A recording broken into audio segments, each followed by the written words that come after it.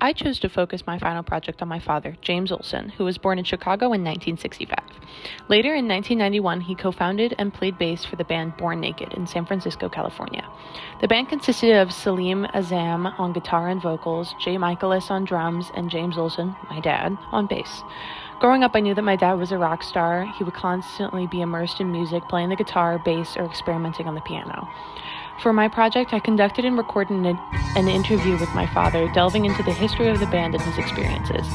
One fascinating detail I knew of was that my dad and uncle were both a part of Born Naked, my dad being the bassist and my uncle Jay being the drummer, which ultimately led my dad to meeting my mom. To present this information creatively, I opted for a multi-modal approach in the form of an infographic video.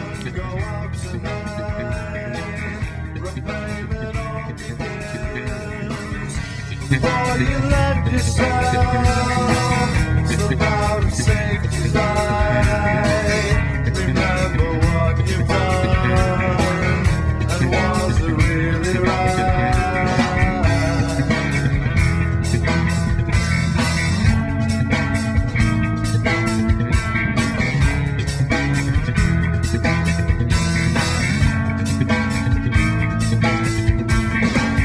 You shouldn't go out tonight, the fog is moving in.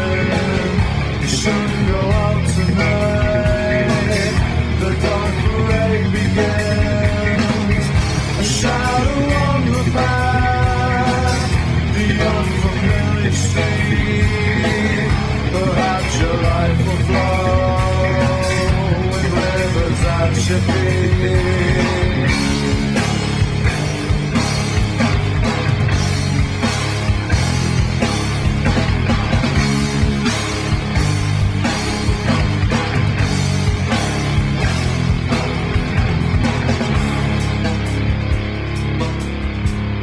So, when was the band formed?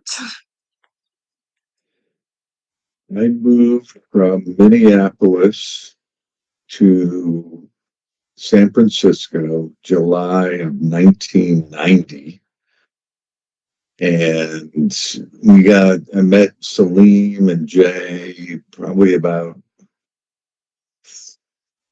maybe 6 months after that. So I'll say 1991, early 1991. Okay. What inspired you to play music? Um, I've always loved music, but I don't know if it's fair to say I was inspired to be a musician. Uh, my best friend growing up, I was in eighth grade, a little younger, maybe sixth grade, and a party, and his name's Dave, and he played guitar, and every girl in that room wanted to, thought he was the coolest kid in school. So I asked Dave, I said, Dave, teach me to play guitar. And he said, no. And I got really upset at him. I said, why not? You're my best friend. Why don't you just teach me to play guitar? And he goes, no, I'll teach you how to play bass. I need a bass player. So that's really the only reason why bass became my primary instrument. But I play guitar as well for years. But, you know, my inspiration was to try to be one of the cool kids. Music wasn't. I mean, I enjoyed it. I'm not saying I didn't like it. You know, there's no great spiritual depth of why I got into music. For music's sake, I didn't like. Yeah. What was your most memorable moment with the band? Wow, there are so many. Yeah, probably the first time I felt like a rock star. We got invited to play a pretty big concert up in Anchorage, Alaska, and 10 radio in Alaska, back when being top 10 radio meant something. And, we got invited by the radio station to fly up in the dead of winter and do a pretty big show. and it was winter up in Alaska, which I didn't know at the time. It's dark all the time, except for a few hours of twilight. And so we just stayed up and, we're meeting people and, partying and whatnot. And we had a morning drive time interview we had to do the radio station. So we got in our bands and where they were currently around it. And it's like 6 in the morning. We hadn't been to bed yet. And it was cold. And it was, Yeah. I remember the day. It was December 17th. I don't know why I remember that so well. Uh, and we got there, and all these people are standing outside in the dead of winter. Um, I say all these people, like 50, 60 people. I Wow. thought, oh, there's something else going on or fire. We didn't know what it was. So we get out of the van and all these people rush up to us and they have our CDs. We don't even know how they got them. That's actually when you bought CDs again. I'm dating myself. And people wanted our autographs and, we were just, treated so well. And, we went into the radio station and, had this in the green room there. They had all this breakfast burritos and, coffee and oranges and donuts. And, we just got treated really well. And we did the interview and then they asked us to play an acoustic set, which is a lot of people did that back then. And so we played a live performance on the radio. And it was one of the, I'm still kicking myself because I used to have the recording of it. Salim, who was, Salim was, he's the guitar player and singer, just was incredible morning. I don't know how or why or how we pulled it off, but that was like one of the first memorable, like the biggest event where I felt like, wow, we're gonna be rock stars. Because I had never felt that before. Yeah. On that same note, what was your favorite concert? Favorite concert.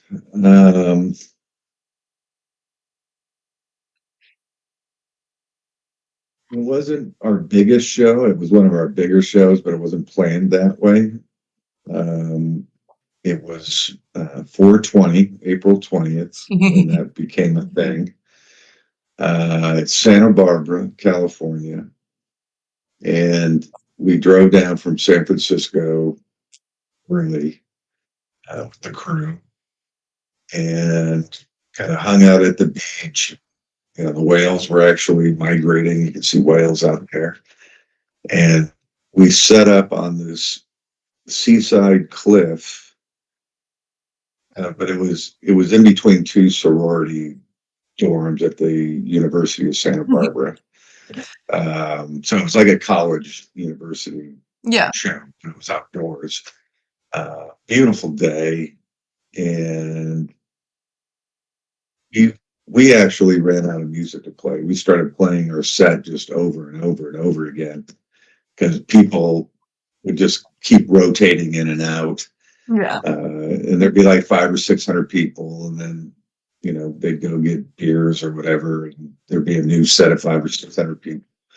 So we literally played all day long into the early evening. Started just doing weird jam sessions, and I thought that that one day it's like, 420 playing between two sorority complexes and the Santa Barbara on a beautiful night. That was pretty memorable. Yeah, that was pretty good. Um, did you have any pre-show rituals? Um, well, I did. Jay kind of did with me every now and then. Celine, on a rare occasion, would, but some of the crew guys would always join me. And we got in the habit of doing shots of Jägermeister, which I know everybody's like, oh, Jägermeister's so gross. But we just thought, why not? It just became kind of a ritualistic thing to loosen up before going out and performing. Sometimes I thought I was sounding great. Other people thought I had too many shots of Jaeger, but um, that was it. We never went over too much because when you're playing, it takes a lot Yeah. for you. But that, I guess, if that was a ritual, that would be one. What genre would you describe your music as? Uh, well, I always, tell people that we were not easy listening. Um, but we weren't like a heavy metal band. We really weren't. Um, we were, some would put us in the alternative, 90s alternative category. When we played some shows in New York for a college convention, which was a big deal at the time. The Gavin Convention is what it's called, and they do it in San Francisco and New York. We did it in San Francisco and got invited to do it in New York. And a writer in New York, I thought, hit us with the perfect kind of style of our band. He called us heavy Middle Eastern funk. And I thought that was kind of an appropriate Eastern influence in his guitar phrasings. I had played pretty heavy funk, or an alternative funk, in the beginning. Jay was kind of a bombastic drummer. Yeah. So that all just kind of seemed to be like, oh yeah, we're kind of a heavy Middle Eastern funk band, and I like the sound of it. Versus, nobody, we were an acquired taste. I'll say that much. Either you loved us or you didn't know what to make of us. That usually was the response we got. So, we've heard some music, you know what I mean. What was your favorite song Born Naked produced?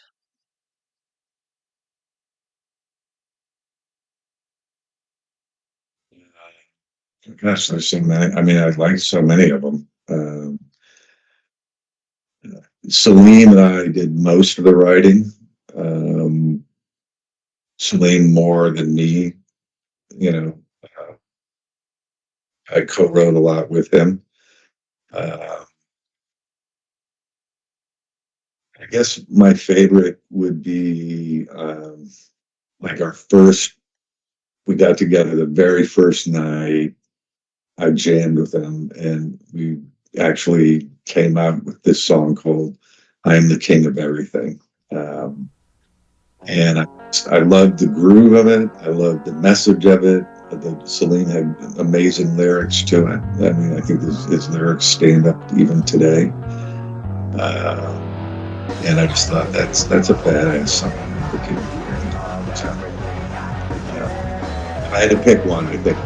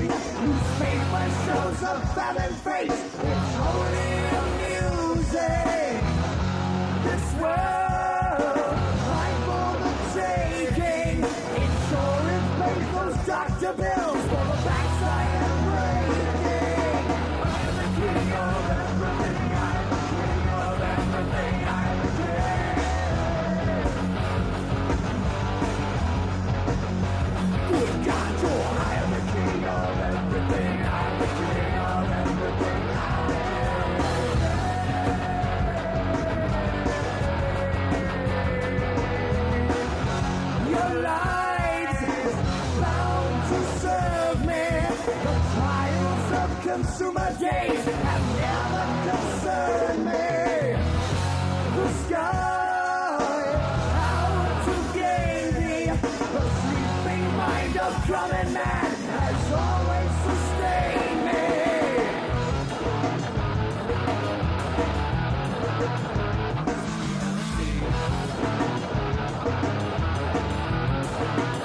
This is reality.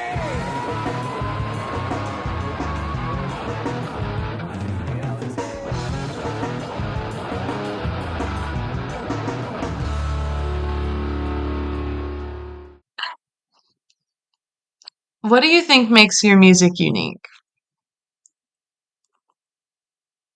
Um, we were always kind of a musicians band. We played pretty technical things. Um, you know, Jay, the drummer, was voted one of the top 10 up and coming drummers in Drum Magazine. I went to Berklee College of Music, and I was pretty known for playing unusual bass lines. And Salim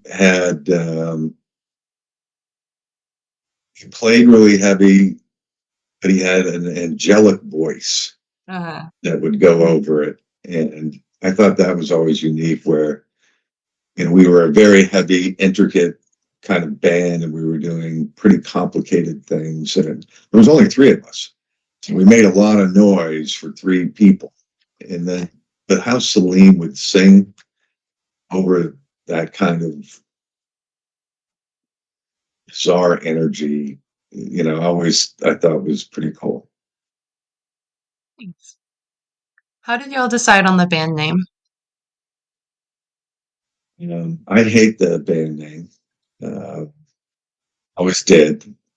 I got used to it. Hate, too strong of a word. Dislike. But once it was said, it was just kind of, you couldn't turn it around. And Celine came up with it, and he was watching a documentary on LSD, acid, and Timothy Leary, who's the inventor of acid, LSD, talking in this documentary. He said, "Well, the beautiful thing about this is, you realize we're all born naked." So the name of the band was Nick, and that's where he took it from. And then he also wrote a song called About Leary. Um, so I guess he was pretty inspired by some of that. By the So that. creator of LSD. Yeah. Well, it was San Francisco. It was a pretty eclectic town, especially back in the 90s. Yeah. Why'd the band split up? Mhm. Well, we had gone a pretty good run with highs and lows over a 10 plus period. And we got a call from a big promoter in Europe, and they wanted to book us at the University of Oslo and an outdoor festival in Denmark. And it was like a dream come true for me, being Scandinavian by descent. I always wanted to go there. But that was a big, that was like, those are the types of shit bring you into that next level when you play big universities, especially in Europe, big festivals in Europe. That I thought was, hey, maybe we're finally going to, we had success, but we hadn't really broken through uh, in a big way. And we've been doing shows with bands who weren't big when we jammed with them, and then were huge, like Rage Against the Machine. We did a show with them in New York, and System of a Down. We did shows with them in LA, and Papa Roach, and all these bands, and everybody's breaking around us, and we're doing. So that was part of it. You just got to tour, you got to play and play. So Didn't you do when a show with Green Day? Is it? yeah, we did a show with Green Day too. Yeah, yeah, we So did. System of Yeah, we a were Down, Green Day, Papa Roach. What was another one? System of a Down, Corn, um, you know, uh, God, uh, and what I just said, Rage Against the Machine. Rage Against the Machine. Uh, yeah, I mean, and big bands that became the big bands of the '90s. Which Yeah. that was our decade. Uh, anyway, so I called up the guys and said, "Hey, we got to check out this. Or, let's go." And somebody's like, "Oh, I got my new girlfriend. or I'm just starting this construction job. I can't do it. And I said, I'm not in a rock band. Yeah. And, it was like,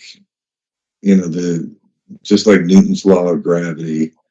If you're not a rock star by the time you're 35, you're not permitted to become one. If you've achieved it, you can remain one. But, it was getting hard. Mhm.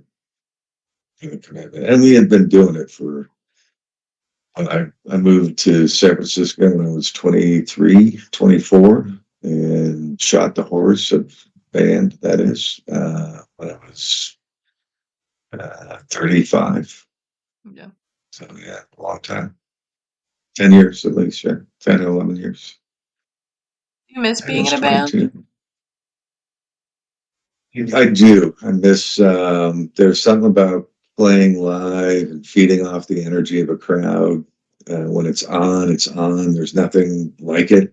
Yeah, I totally miss that. I will tell you this, when you're not on, it's the worst feeling in the world, having a shitty show.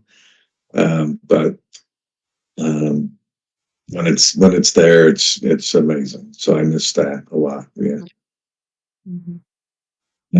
I keep thinking one day I'll find a way to go do a show, but I don't know if anybody comes see us anymore. It comes to you.